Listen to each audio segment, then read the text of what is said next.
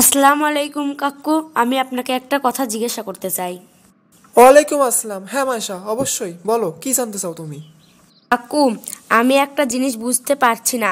আমাদের তো বলা হয় সবসময় সত্য কথা বলতে, কিন্তু আমি দেখি অনেক মানুষ মিথ্যা বলে পার পেয়ে যায়। তাহলে সত্য কথা বলার লাভ কি?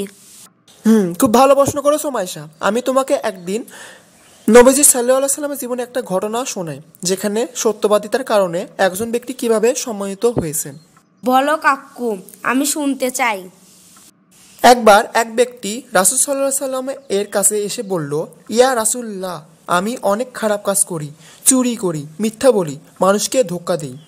আমি সব বদঅভ্যাস একসাথে ছাড়তে পারবো না, কিন্তু আপনি যদি আমাকে একটি অভ্যাস ছাড়তে বলেন আমি চেষ্টা করব, ইনশাল্লাহ।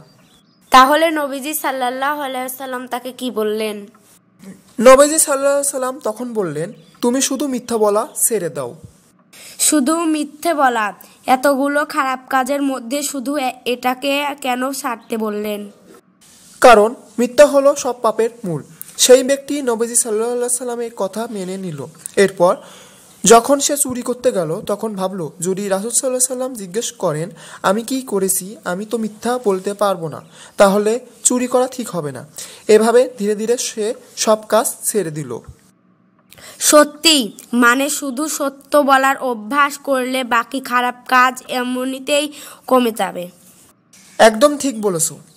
আর কুরআনেও বলা হয়েছে, হে মুমিনগণ, তোমরা আল্লাহকে ভয় করো এবং সত্যবাদীদের সাথে থাকো।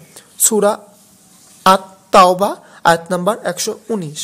কাকু, আজ থেকে আমিও চেষ্টা করব কখনো মিথ্যে না বলতে। ইনশাল্লাহ তুমি পারবে। আল্লাহ আমাদের সবাইকে সত্য বলার শক্তি দিন। আমিন।